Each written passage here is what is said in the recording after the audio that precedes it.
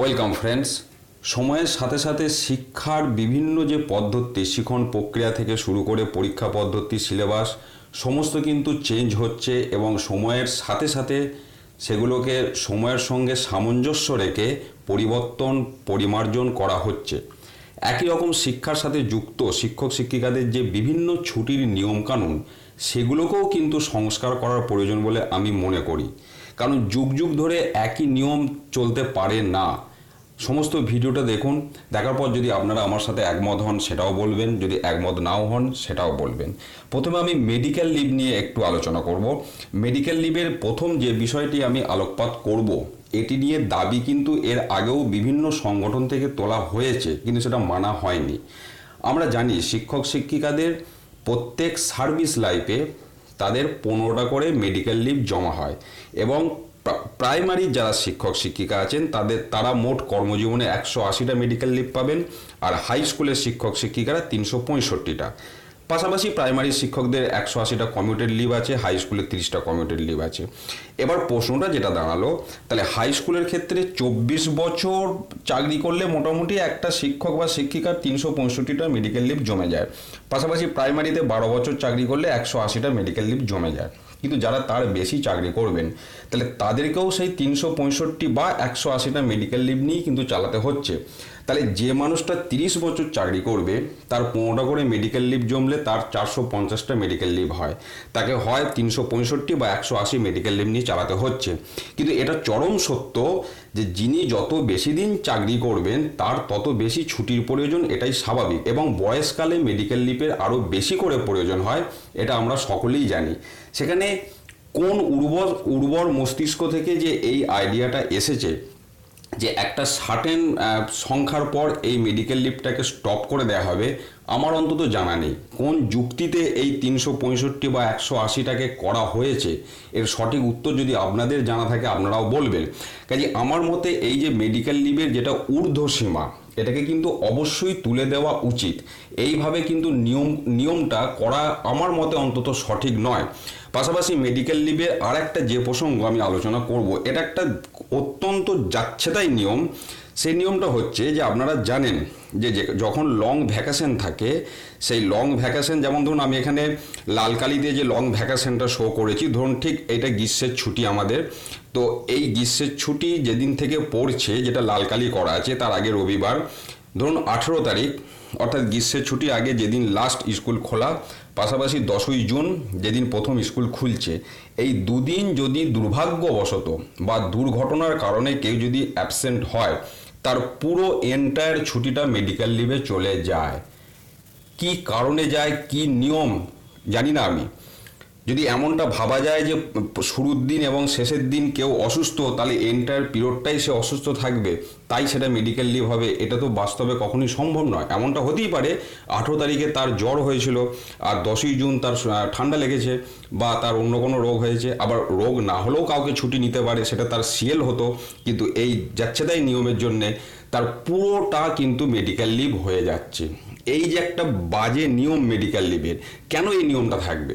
নিয়মটা আছে বলে এটা আমাদের মানতে হয়, কিন্তু এই নিয়মের সংস্কার করার প্রয়োজন।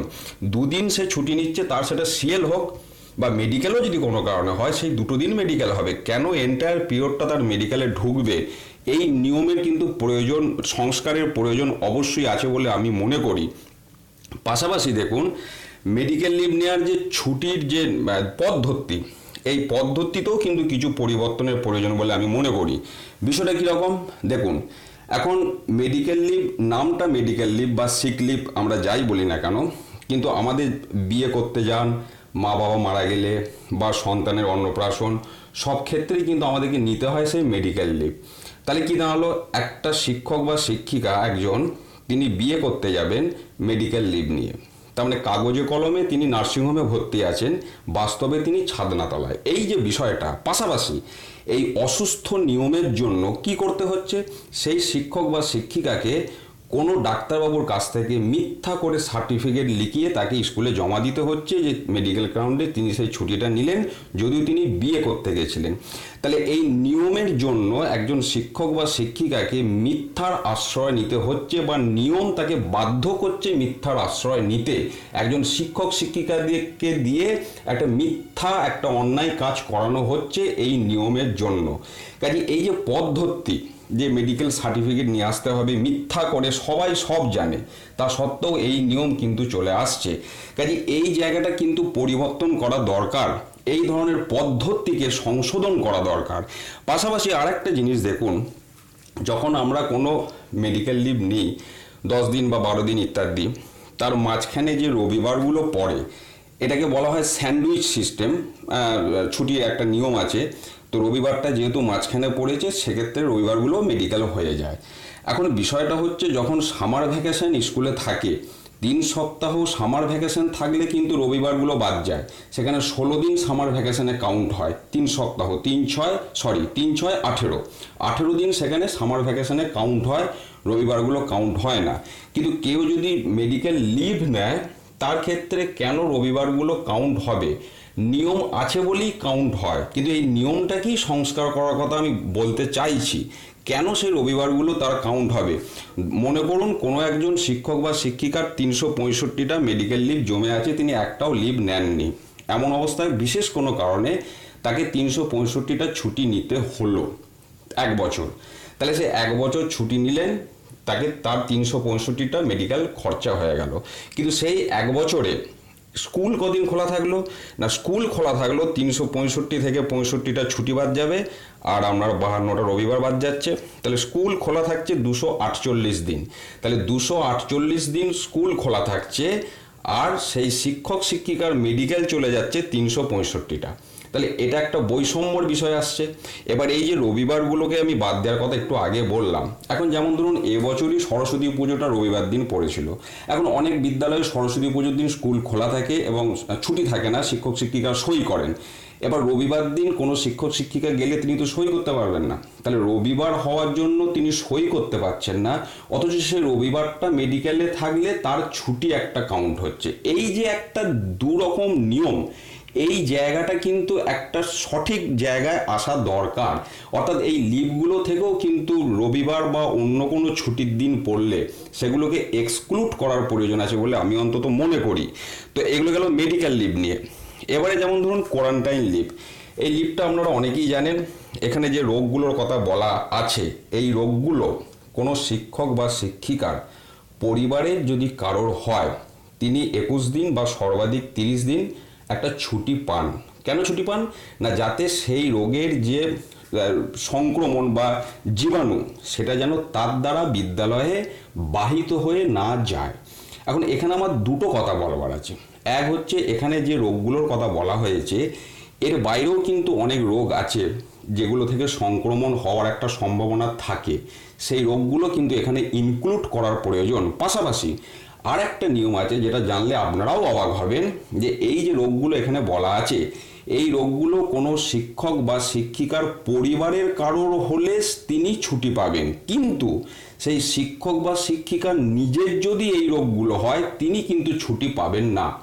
তাহলে যেখানে ছুটি দেওয়ার কারণটা হচ্ছে যাতে সংক্রমণটা বিদ্যালয় পর্যন্ত না যায়, অথচ নিজের এই রোগগুলো হলে তিনি তখন নিজের জন্য সেই কোয়ারেন্টাইন লিভ পাবেন না, তাকে নিজের অন্য ছুটি নিতে হবে। তাহলে এই নিয়মটাও কিন্তু সংস্কার করার প্রয়োজন আছে বলে আমি মনে করছি। পাশাপাশি চাইল্ড কেয়ার লিভ, এই চাইল্ড কেয়ার লিভের কিন্তু আরও বিস্তারিত কিছু নিয়মের প্রয়োজন। এই প্রসঙ্গটা আমি এই কারণে বলছি, কারণ আপনারা অনেক সময় মেনলি দুটো বিষয় আমাকে প্রশ্ন করেন এই চাইল্ড কেয়ার লিভ নিয়ে দিদিমণিদের। এক হচ্ছে গার্লস স্কুলে কজন চাইল্ড কেয়ার লিভ পাবে, এই একটা বিষয়। দ্বিতীয়ত হচ্ছে, দেখুন এখন এই যে আমাদের বিদ্যালয়ে সামেটিভ ইভ্যালুয়েশনগুলো হয়, নর্মালি দেখা যায় সব স্কুলই একই সময় পরীক্ষা হচ্ছে। তাহলে কোনো দিদিমণির সন্তান যে স্কুলে পড়ে, সেখানেও তার পরীক্ষা আর তার নিজের স্কুলের পরীক্ষা একই টাইমে। এবার সেই সময়ে একাধিক ম্যাডাম যদি সিসিএল এর জন্য আবেদন করেন, তখন বিদ্যালয়ে পরীক্ষা চালানোর ব্যাপারটা নিয়ে সমস্যা, এবং সেই সমস্যাকে কেন্দ্র করে হয় কি, প্রধান শিক্ষক বা শিক্ষিকার সঙ্গে সেই দিদিমণিদের একটা সমস্যা তৈরি হয় সঠিক নিয়ম না থাকার জন্য। পাশাপাশি যেগুলো গার্লস স্কুলে ধরুন 15 জন দিদিমণি আছেন, হয়তো কোনো কারণে 4-5 জন একসঙ্গে সিসিএলের জন্য আবেদন করলেন, সঠিক নিয়ম নাই যে কজনকে ছাড়া যাবে, কি বৃত্তান্ত বা কি প্রসেস, কি গাইডলাইন মেনে ছাড়া হবে, এবং এই সঠিক নিয়ম না থাকার জন্য যেটা হচ্ছে হেডমিস্ট্রেসের সঙ্গে সহশিক্ষিকাদের একটা মতের অমিল বা একটা সমস্যা তৈরি হচ্ছে। কিন্তু যদি সঠিক একটা নিয়ম থাকে, এবং পাশাপাশি আমরা এটাও জানি এর আগে এমনও হয়েছে অনেক ক্ষেত্রে সিসিএল দেওয়া হয়নি বিভিন্ন কারণে, কোর্ট কেস হয়েছে, কিন্তু কোর্টে সব সময় কিন্তু শিক্ষিকাদেরই জয় হয়েছে। সেইটাকেই মাথায় রেখে বলছি, যাতে করে সিসিএল নেওয়ার ব্যাপারে সমস্যা না হয়, শিক্ষা দপ্তরের উচিত এই নিয়মগুলো কিন্তু আরও একটু স্পষ্ট করা। পাশাপাশি স্যারেদের জন্য অর্থাৎ টিচারদের জন্য যে 30টা সিসিএল কাম প্যাটার্নিটি লিভের ব্যবস্থা করা হয়েছে, সেখানে তো কোনো নিয়মই এখনও সেভাবে কিছু বলা হয়নি। বলা হয়েছে পরের নিয়ম জানানো হবে। তো সেখানেও মিনিমাম কটা একসাথে নিতে পারবে বা বছরে কবার নিতে পারবে, এটা অন্তত মহিলাদের ক্ষেত্রে বলা আছে, শিক্ষকদের ক্ষেত্রে এটাও বলা নেই। কাজে এই জায়গাটাও পরিষ্কার করা দরকার। পাশাপাশি শিক্ষকদের যদি প্যাটার্নিটি লিভ দিতেই হয়, আমার মনে হয় সেটা একটা সম্মানজনক জায়গাতে দেওয়াই ভালো। কিন্তু কখনোই আমি দিদিমণিদের সিসিএলে হস্তক্ষেপ করার কথা বলবো না।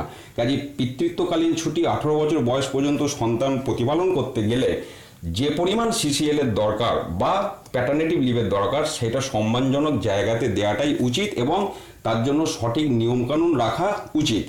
তো এগুলো হচ্ছে এক্সিস্টিং যে রুলস, শিক্ষক শিক্ষিকাদের যে লিভ রুলসগুলো আছে, সেগুলো কিছুটা সংস্কারের কথা আমি বললাম। পাশাপাশি হাফ সিএল এবং আর্ন লিভ, এই দুটো জিনিস শিক্ষক শিক্ষিকাদের নেই। হাফ সিএলটা অনেক সময় দরকার পড়ে বিভিন্ন কারণে।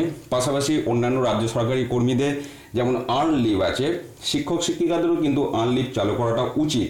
যদিও আর্ন লিভের সঙ্গে টাকা পয়সা যুক্ত, এবং বর্তমানে এই টাকা পয়সাকে কেন্দ্র করে রাজ্য সরকারের যে মনোভাব, সেটা আমরা বারবার শুনেছি।